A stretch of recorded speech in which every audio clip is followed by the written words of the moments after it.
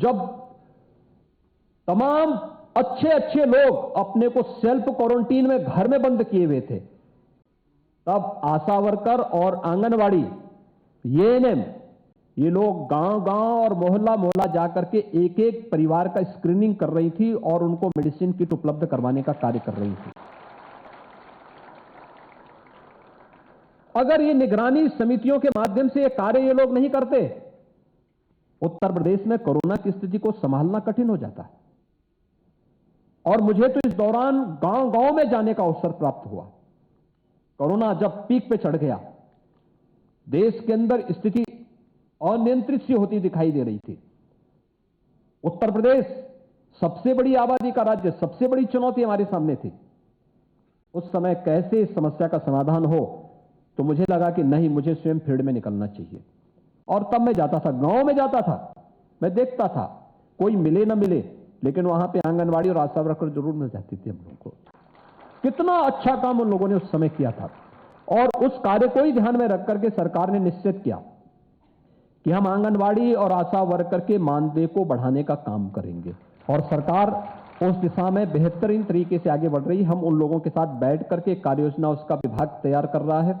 लेकिन साथ साथ मैंने विभाग को यह भी कहा है कि उनका जो पिछला बकाया है उसका भी तत्काल भुगतान करने की व्यवस्था कर लें, जिससे किसी कोई सामने भी कोई ऐसी स्थिति नहीं आनी चाहिए कि वह बाद में सरकार के सामने या विभाग के सामने हाथ फैलाने की नौबत नहीं आनी चाहिए। क्योंकि आज तो ये समय है कि जब उनके कार्यों के लिए उन्हें सम्मानित किए जाने की आवश्यकता है। और सरकार उस दिशा में एक बेहतरीन प्रयास आप सबके लिए करेगी। आज के इस अवसर पर फिर मैं आप सबसे यही अपील करूंगा कि ये सितंबर माह राष्ट्रीय पोषण माह के रूप में 4 सप्ताह के 4 प्रकार के कार्यक्रम, आप माध्यमिक जो हमारे जूनियर हाई स्कूल होंगे, जो बेसिक शिक्षा परिषद के स्कूल होंगे, जो आंगनबाड़ी केंद्र होंगे, उनके पास किचन गार्डन स्थापित कर सकती हैं। विद्यालयों को इसके लिए हर वर्ष उसके रखरखाव के लिए धनराशि की व्यवस्था भी है। इसके अलावा एक नया कार्यक्रम जो हम लोगों ने विगत वर्ष प्रारंभ किया था कि अगर कुपोषित मां है तो उसके लिए बहुत ज्यादा दूध की आवश्यकता नहीं है। हमारे पास प्रदेश में 6 लाख गोवंश वर्तमान में निराश्रित गौ आश्रय स्थलों में है। उनमें बहुत सारी गाय ऐसी हैं जो दूध देने वाली हैं और 200 ग्राम, 300 ग्राम, 500 ग्राम तक दूध देती हैं। अगर इसमें से 50 ग्राम दूध सुबह, 50 ग्राम दूध शाम को किसी भी कुपोषित मां को मिल जाए या किसी बच्चे कुपोषित बच्चे को मिल जाए, उसके लिए अमृत हो जाएगा ये। क्योंकि ज्यादा दूध नहीं, क्योंकि जितना व्यक्ति को उतना खाना चाहिए जितने पचाने की क्षमता हो। अगर पचाने की क्षमता 100 ग्राम है और वह व्यक्ति 500 ग्राम ले रहा है तो अपच हो जाएगा और बीमार हो जाएगा।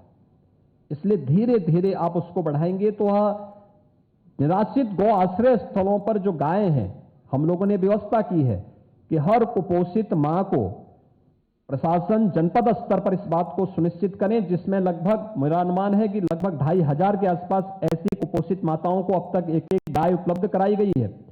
और उसमें गाय उपलब्ध कराने के साथ साथ हर माह उन्हें 900 रुपया उस गाय के लालन पालन के लिए अलग से दिया जा रहा है कि जिससे वह स्वयं दूध भी लेगी और दूध लेने के साथ साथ गाय का पालन पोषण के लिए सरकार की तरफ से 900 रुपये हर माह उस परिवार को उपलब्ध कराने का कार्य किया जा रहा है।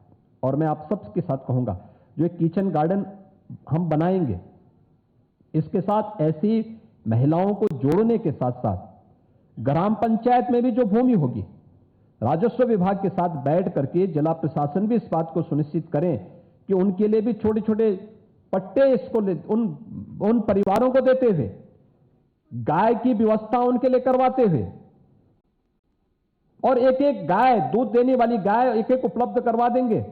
आप देखना 2 महीने के अंदर परिणाम, एकदम बेहतरीन परिणाम आते हुए दिखाई देंगे।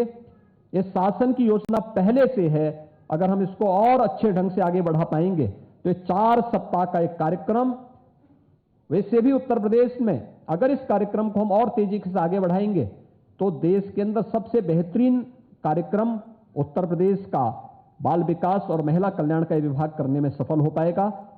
परवाह देश की। सोमवार से शुक्रवार रात 10 बजे TV9 भारतवर्ष पर।